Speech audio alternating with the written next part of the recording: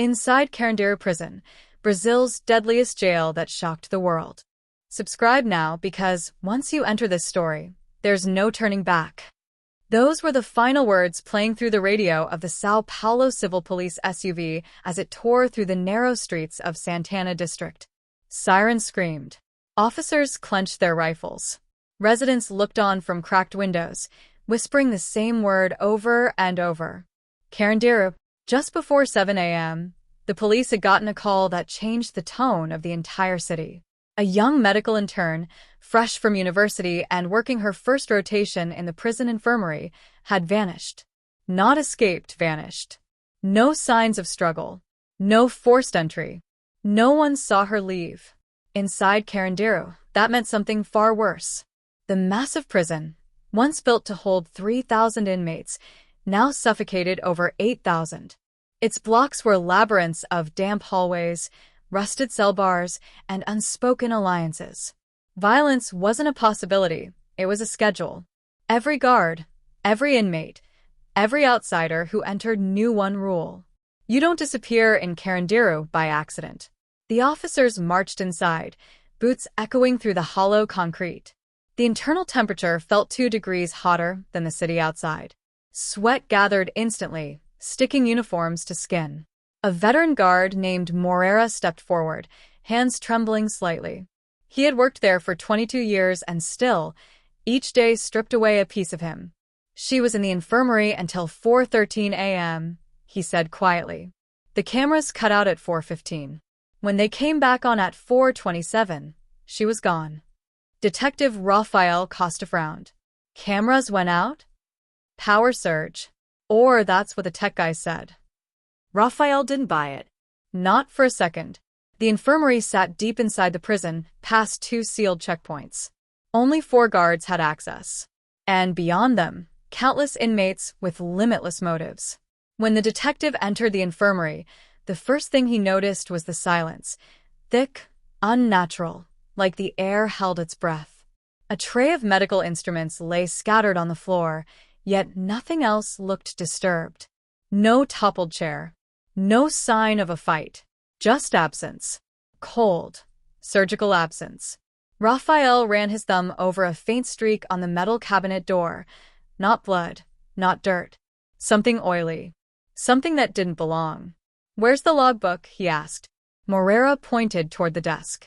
But when Rafael opened it, pages had been ripped out, cleanly, precisely, as if the person removing them didn't want to disturb the others.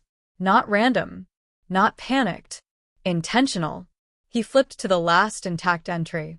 A name caught his attention. F. Dias.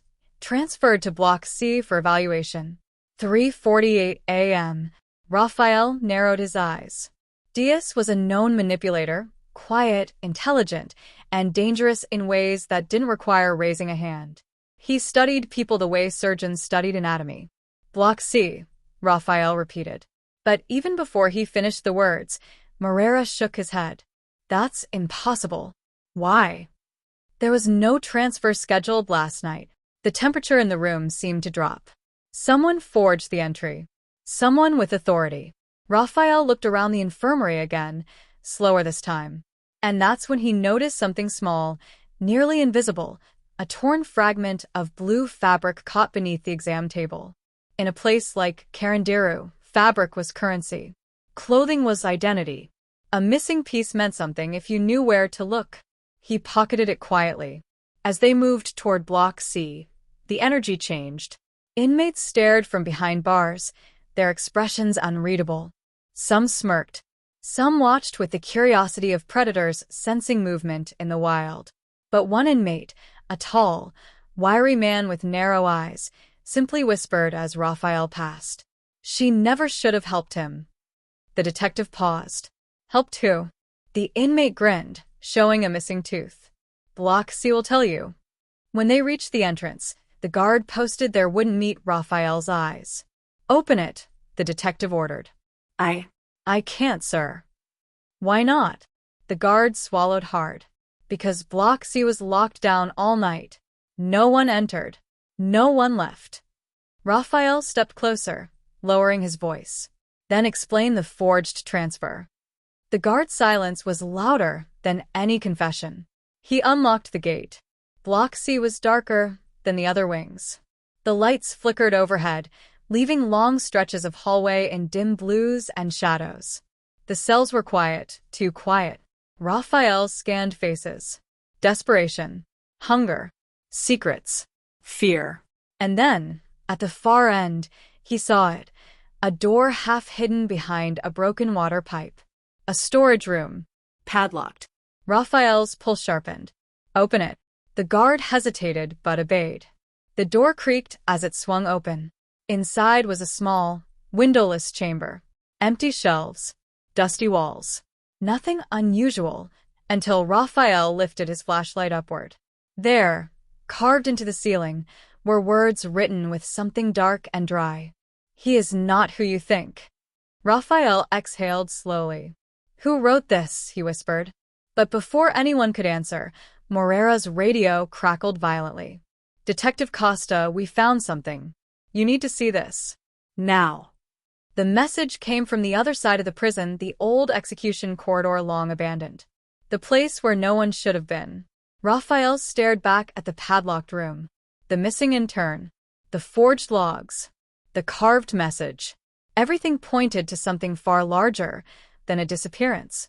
Something planned. Something orchestrated. Something living inside Carandiru for far longer than anyone realized. He stepped back, jaw tight.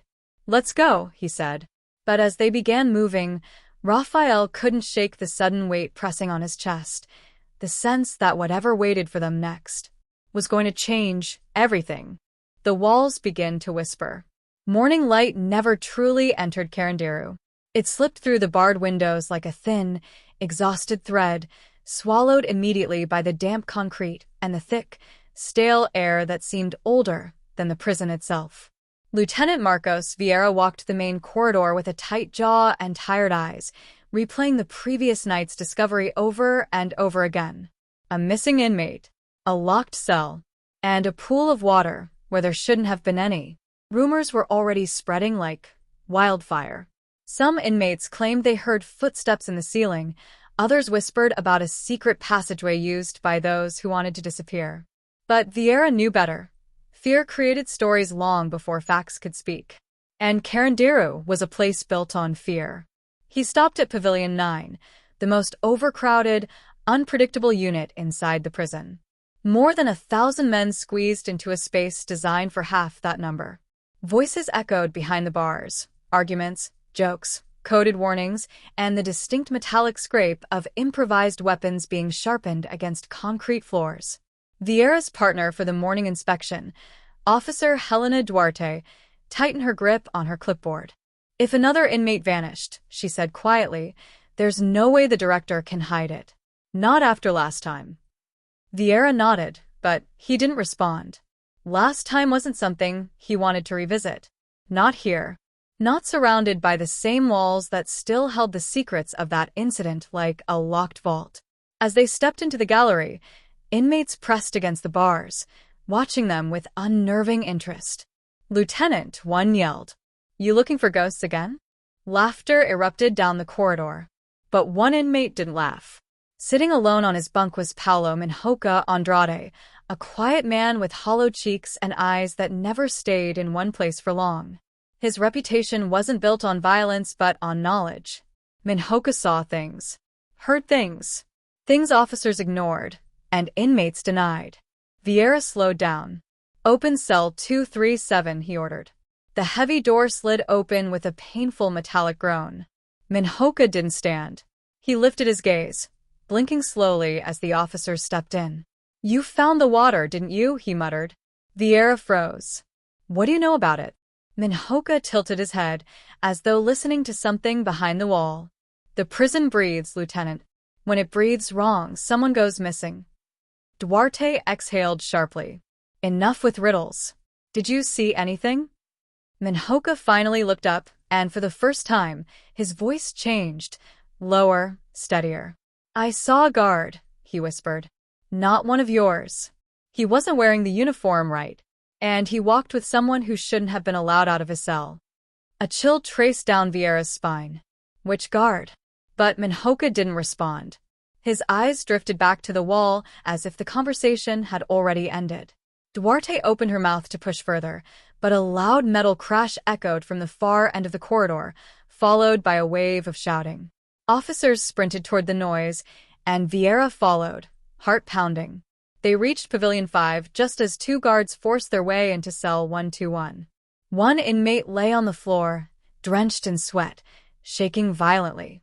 The second inmate pressed his back against the wall, terrified. "There's something in the water," the trembling man gasped. "I drank from the pipe, and then..." He doubled over, coughing. "Get medical," Vieira ordered. But the inmate grabbed his sleeve with sudden strength. "They poisoned it," he whispered. "They're trying to clean the prison, starting with us." Vieira's pulse spiked. Poisoning? Inside Carandiru? Who would dare? Paramedics rushed in and lifted the man onto a stretcher, wheeling him out as he drifted into unconsciousness. The moment the stretcher disappeared, Duarte stepped beside Vieira. "This is connected," she said. "The missing inmate. The water. Minhoka's warning. Someone inside the prison is pulling strings." "And it's not the inmates," Vieira replied. Night fell quickly inside Carandiru. Darkness crept into every corridor, every cell, every unlit corner where secrets hid comfortably. But tonight, tension clung to the air like humidity. Officers worked in pairs. Inmates whispered behind their hands. Even the walls seemed to hum with unease. Vieira reviewed surveillance logs with Duarte in the administrative office. Hours of footage, hundreds of angles, and the same problem every time. Static. Flickers. Moments of total blackout lasting several seconds. "Someone tampered with the system," Duarte said. "And they did it cleanly." Vieira's eyes narrowed. "Show the clip from Pavilion 9 again." She rewound. At 2:14 a.m., the screen glitched. A silhouette appeared in the hallway, taller than most guards, wearing uniform that didn't fit properly, exactly as Minhoka described. The figure paused, looked directly toward the camera, and then everything went black. When the feed returned, the hallway was empty. Duarte swallowed hard. "That's not an inmate." Vieira leaned closer. "That's not a guard either." They exchanged a look, and in that moment, both realized they were no longer dealing with a simple disappearance. Someone had entered Carandiru. Someone who wasn't supposed to exist inside those walls. Someone who could move unseen, unlock cells, and tamper with cameras. Someone working with a purpose. Vieira took a breath, steadying himself. "We need to find out who that person is." Duarte nodded. "And why they're here." But before either could say another word, a voice crackled through the radio, sharp, urgent, terrified. "Lieutenant Vieira, report to the basement. Immediately. We found something." Vieira grabbed the radio. "What did you find?" There was a long pause, and then a shaken whisper. "A door that wasn't supposed to be there." The hidden ledger. Daylight crept through the barred windows of Carandiru like a thin, pale thread, never enough to brighten the place, only enough to reveal what the darkness tried to hide.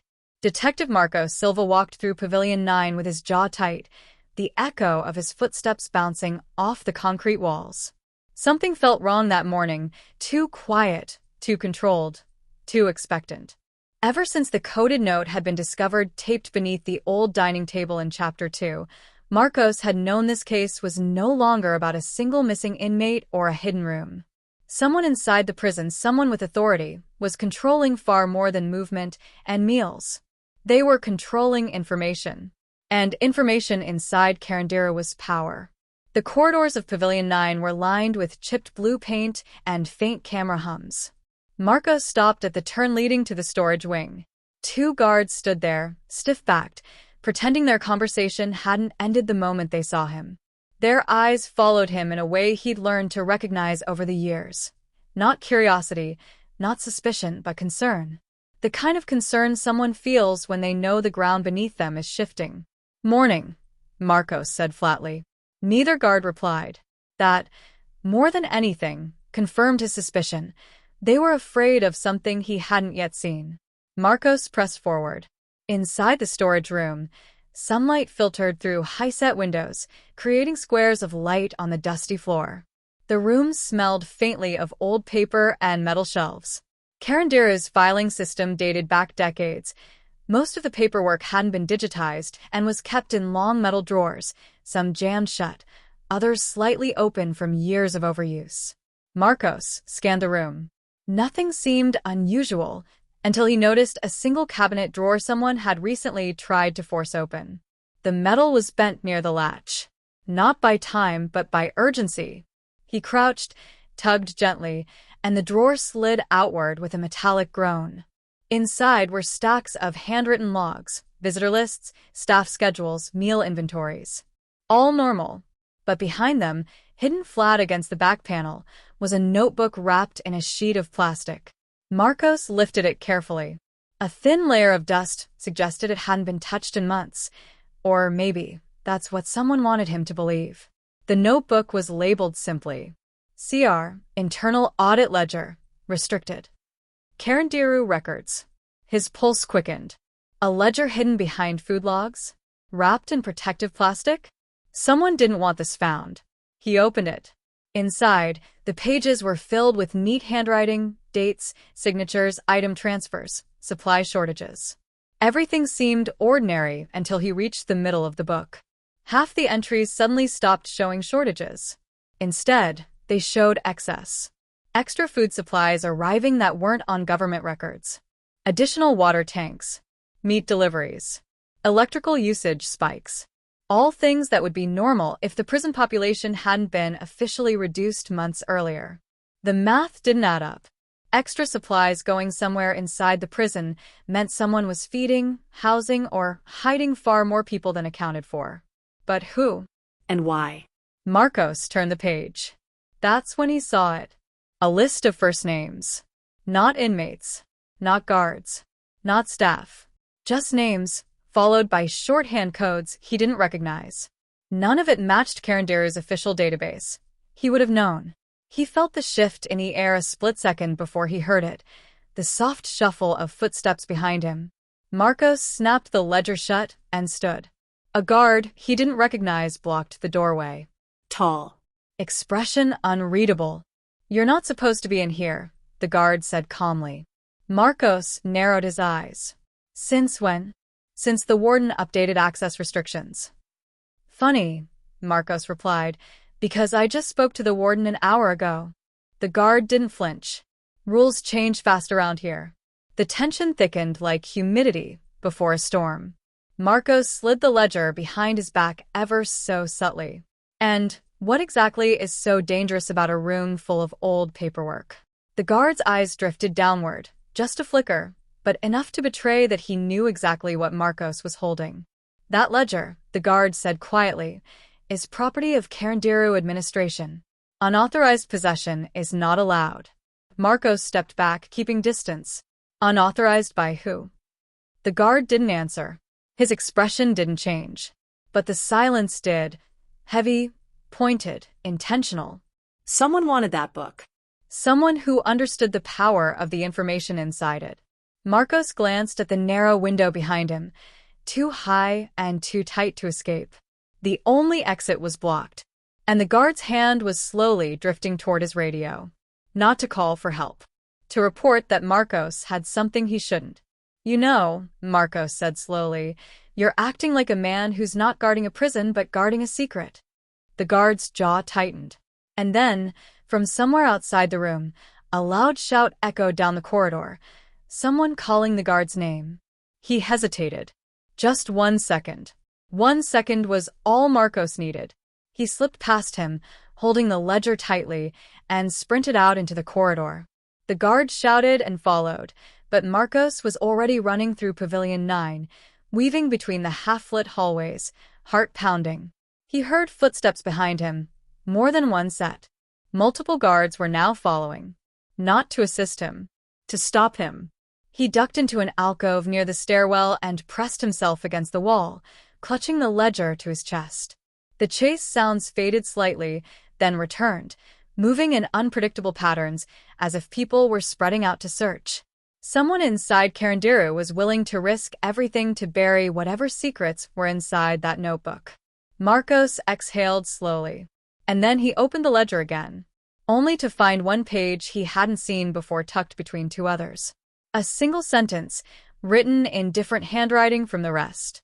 If you are reading this, the truth is already following you. Marcos's blood chilled, because it already was. The secrets beneath Carandiru. The rain had finally stopped, but the sky over São Paulo remained bruised with heavy gray clouds as Inspector Rafael Torres pushed open the metal gate of Carandiru's administrative block. The entire building felt colder than usual, as if the walls themselves sensed that something long hidden was about to rise to the surface. Rumors had begun spreading through the corridors, carried by trembling guards and nervous clerks. Rumors of files disappearing, names erased, and evidence concealed in places no one dared to search. Torres walked down the hallway with Detective Luisa Meneses beside him. Her jaw was tight, her eyes sharper than he'd ever seen. She was carrying a folder, one she'd retrieved secretly from a retired officer who refused to step foot back inside Carandiru. Inside were photocopies of documents marked with stamps from the early 1990s, during the years leading up to the infamous operation the prison was known for. As they reached the end of the corridor, Torres lowered his voice. "Luisa, you know what this means if the files are real." She nodded. "It means this case wasn't about one victim. It's about a pattern they buried for decades." Before they could enter the restricted archives room, a guard hurried toward them, his hands shaky. "Inspectors, you need to see this. Now." Torres and Luisa exchanged a glance and followed him to a stairwell that led down to the sublevels, areas of the prison no longer used. The deeper they went, the stronger the scent of old paper and rust became. The guard stopped at a door that was once painted blue but was now chipped and faded. "We found it when the maintenance crew was clearing out old electrical lines," he whispered. "We weren't supposed to open it, but look." He unlocked the door. It groaned, scraping across the floor as it revealed a narrow storage room filled with metal filing cabinets, some overturned, others scorched. Dust covered everything like a shroud. But one thing stood out, a small cabinet in the corner with a heavy chain wrapped around it. Detective Luisa stepped forward. "Who chained this?" "No idea," the guard said. "But the lock on it wasn't on our records." Torres knelt and shined his flashlight over the chain. On the metal was a marking, 3 etched letters barely visible. "RRC," he murmured. "Regional Records Committee." Luisa's eyes widened. "They dissolved that committee 25 years ago." "Exactly." Torres cut through the lock with bolt cutters the guard had brought. As the chain fell away, the cabinet rattled slightly. Something inside had shifted. He opened the drawer slowly, expecting dust, paper, or maybe nothing at all. But what he found made Luisa step back in shock. Inside were dozens of handwritten reports, incident logs, testimonies, medical requests, and internal memos stamped confidential. But they weren't just records. They were all linked to one specific corridor of Carandiru. The same corridor where the victim from their current investigation had lived. And then Torres noticed something else. A leather-bound notebook wedged in the back of the drawer. He pulled it out carefully. The cover bore no title. But the moment he opened it, he realized it wasn't an officer's notebook. The handwriting was different. Messier, jagged, frantic. Someone had written these entries as if afraid the pages themselves could vanish. "Read the first one," Luisa whispered. Torres turned to the beginning. "I warned them. The overcrowding will break this place. The men in Block D are becoming desperate. If the administration keeps ignoring the signs, something terrible is going to happen." The date was from before the most infamous tragedy associated with Carandiru. A chill passed through Torres. He flipped to another page. "Food supplies are being manipulated. Rations going missing. Someone inside is selling what should go to the prisoners. I recognized one of the buyers. If I report this, they will silence me." He exhaled slowly. "Luisa, this is bigger than corruption. This is systemic. Someone documented everything." "But who would risk this?" she asked. Torres turned to the final entries, ones written with darker ink, the handwriting uneven, almost trembling. "If they find this notebook, they'll know I spoke. I hear footsteps outside my office at night. I'm not sure how much time I have left." The entry ended abruptly, the last line unfinished. Louisa closed her eyes for a moment. Whoever wrote this, they didn't make it out. Torres looked back into the drawer, hoping for a name, a badge number, anything. Instead, he found a final item, an old key, rusted but still intact, taped to a note. The note read, "The truth is not in the archives. It's where the walls echo." Torres held the key up, feeling its weight. What does that even mean? Before Louisa could answer, the lights flickered. A loud, metallic bang echoed through the sublevel corridor. The guard froze, eyes wide. Torres reached for his flashlight and stepped toward the door. But as he turned the corner, he realized something chilling. The door they had come through was now closed, and they had not closed it. Luis's voice dropped to a whisper. "Raphael, we are not alone down here." Torres tightened his grip on the flashlight. In the pitch-dark hallway, another sound began, slow, deliberate footsteps, descending the stairs. Toward them. The last door. The dawn that broke over Sao Paulo felt colder than it should have. A pale sun pushed through heavy clouds, casting long shadows over the ruins of Carandiru like a warning. Detective Marcos Vale stepped over the cracked concrete, the demolition dust settling into his hair, clinging to his clothes. Behind him, the city murmured awake, unaware that the most important truth of the entire case still lay beneath their feet. Dr. Helena Duarte followed, clutching a sealed envelope. Her breathing was fast, controlled, but tense with purpose. "Marcos," she whispered, "before they tear down the last block, there's something you need to see." He didn't answer. He'd barely slept. Lucas' disappearance, the coded letters, the hidden tunnel, the confessions, all of it spun into a single nightmare. But now, as Helena led him deeper into the rubble, he felt a new kind of dread. The kind that meant the story wasn't over. They reached what used to be Block 8, the block where the 1992 massacre had left scars nobody dared mention. The block rumored to have held secrets even the official archives never recorded. Only one structure still stood, a single rusted steel door half buried behind fallen walls. A demolition worker stood beside it. "You two are the investigators, right?" the worker said. "We found this when the machines hit the foundation. Your badge number was on the order to review anything unusual." Marcos shot Helena a sharp look. "You requested this review?"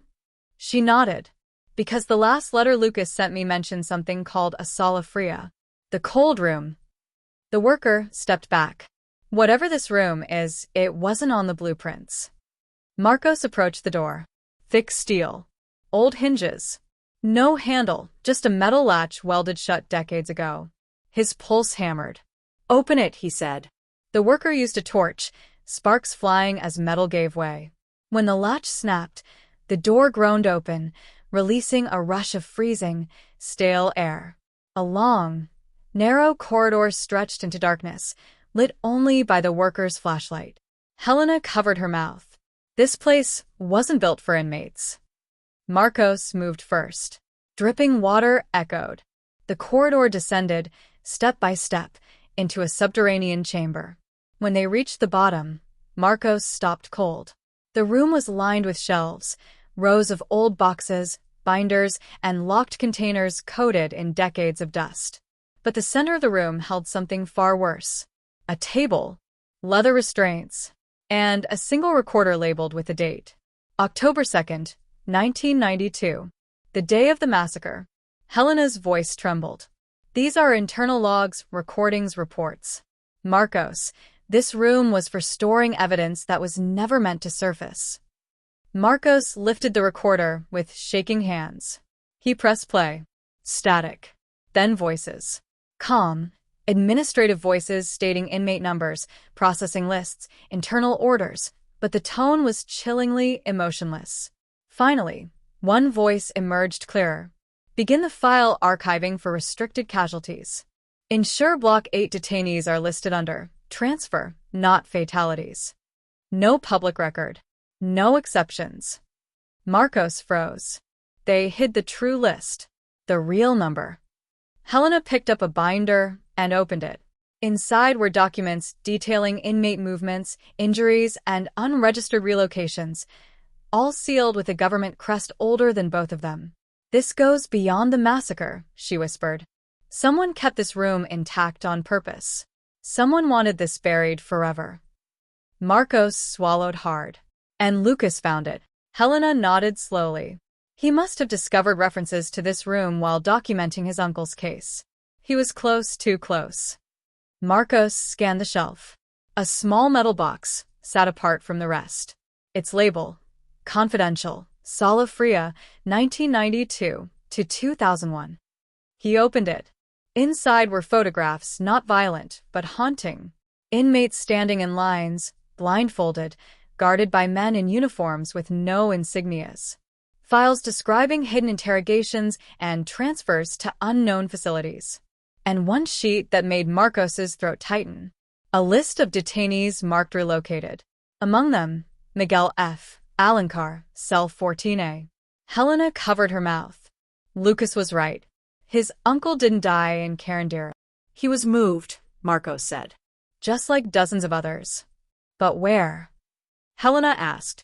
Before Marcos could answer, footsteps echoed from the corridor above. Heavy, uniformed. Someone else had discovered the open door. Marcos grabbed the recorder and the metal box. "We need to leave." "Now." Helena nodded, fear tightening her breath.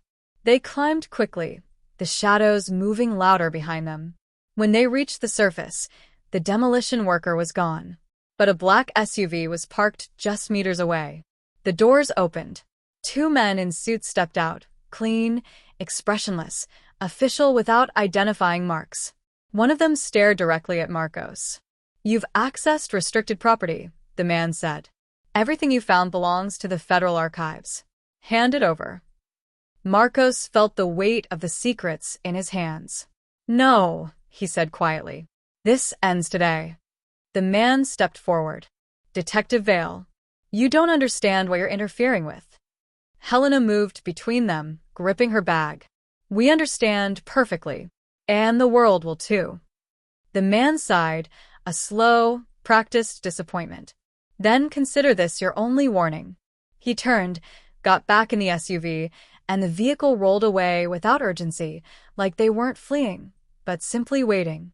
Marcos let out a trembling breath. "Helena, this isn't just a case anymore. It's bigger," she whispered. "Much bigger." They stood together in the dust as the final wall of Carandiru collapsed behind them. The ghosts of thousands seemed to rise with the debris, and for the first time, Marcos felt the full weight of the truth. The massacre wasn't the end. It was the beginning. And now someone wanted that truth buried again. Helena turned to him. "So what do we do?" Marcos clenched the box. "We finish what Lucas started." She nodded. "And we expose everything."